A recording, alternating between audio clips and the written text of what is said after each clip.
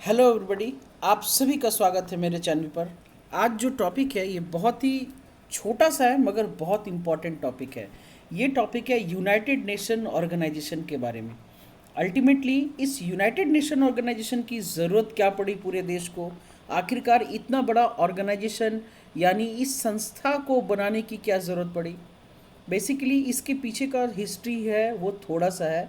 वो यही है कि जब प्रथम विश्व युद्ध हुआ था, फर्स्ट वर्ल्ड वार 1914 से 18 तक, तो दुनिया ने समझा कि भाई ऐसे विश्व युद्ध कभी किसी के लिए अच्छे नहीं होते।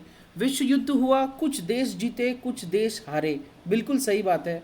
मगर जो भी देश इसमें भाग लिए, चाहे वो जीतने वाले की तरफ हो या हारने वाले की तरफ हो, उस देश में बर्बादी के सिवा कुछ नहीं हुआ। देश में जितने लोग काम करने वाले शरीर वाले व्यक्ति थे, जो वर्किंग एबल पर्सन थे, अल्टीमेटली उन्हें युद्ध में भेज दिया गया। या तो वो मारे गए या तो अपाहिज हो गए। युद्ध के बाद कोई भी देश बिल्कुल पूरी तरीके से बर्बादी के रास्ते पर ही गया। एग्रीकल्चर बर्बाद हो गया, इकोनॉमी डूब गई, लोग बेरोजगार हो गए, खेती बर्बाद हो गई, फसलें जल गई, शहर खंडर में बदल गया। अल्टीमेटली देश के लोगों का बुरा हाल हो गया था। इसीलिए फर्स्ट वर्ल्ड वार के बाद लीग ऑफ नेशंस की स्थापना की गई, मगर ये league of nation second world war को रोकने में असफल रहा, जो 1939 से 45 तक चला।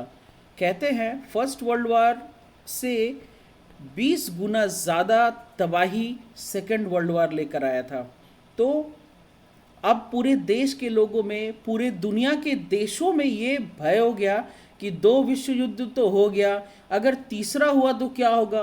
क्योंकि अभी तक तो पहले विश्व युद्ध में आर्मी था, पुराने टैंक थे। सेकेंड वर्ल्ड वॉर में तो एयरप्लेन और फाइटर जेट्स थे। थर्ड वर्ल्ड वॉर में तो सबके पास न्यूक्लियर मिसाइल है। अगर थर्ड वर्ल्ड वॉर हुआ तो क्या होगा।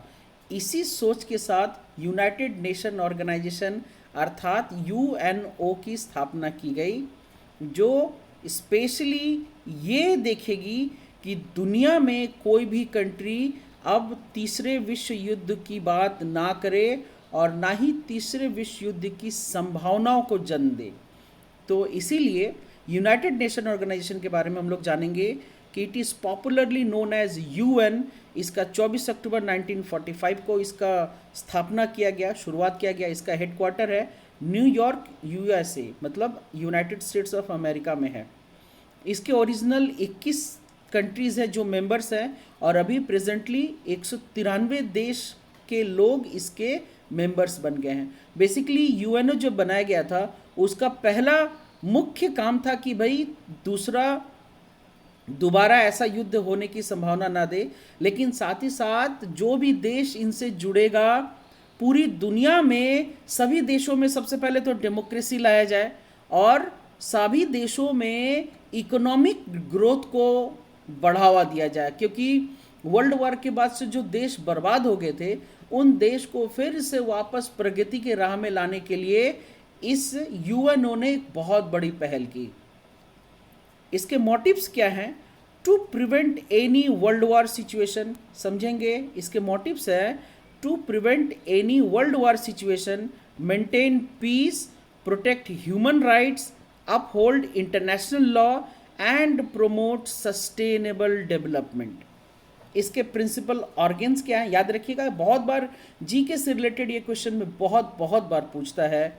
इसके प्रिंसिपल ऑर्गन्स है General Assembly, Security Council, Economic and Social Council, Trusteeship Council, International court of Justice और सेक्रेटेरिएट। तो इसके 6 प्रिंसिपल ऑर्गन्स है।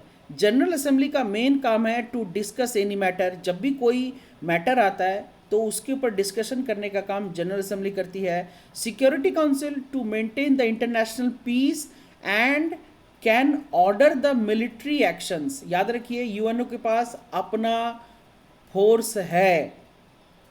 अगर यूएनओ को लगा कि यहाँ पर प्रॉब्लम है तो अपना फोर्स को भेज सकती है।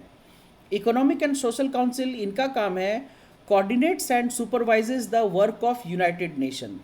द ट्रस्टीशिप काउंसिल का काम है help the countries for independence and it is not working now. ये क्वेश्चन पूछा जाता है कि कौन सा जो ऑर्गेन है वो काम नहीं करता है, तो ट्रस्टीशिप काउंसिल बेसिकली ये बंद हो गया जब से लगभग दुनिया के सभी देश में इंडिपेंडेंस आ गया है, तब से ये बंद हो गया।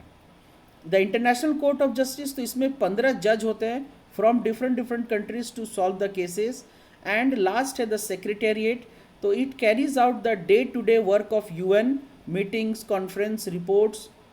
ये हो गया प्रिंसिपल ऑर्गन्स। इसके बाद क्या है? प्रिंसिपल ऑर्गन्स के बाद है main agencies of UN. UN के मेन एजेंसीज क्या है?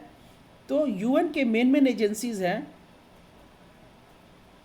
WHO, जिसको हम लोग वर्ल्ड हेल्थ ऑर्गेनाइजेशन कहते हैं, इसका हेडक्वार्टर जिनीवा में है। ये जो मैंने ब्रैकेट में दे रखा है ये उनके हेडक्वार्टर्स है।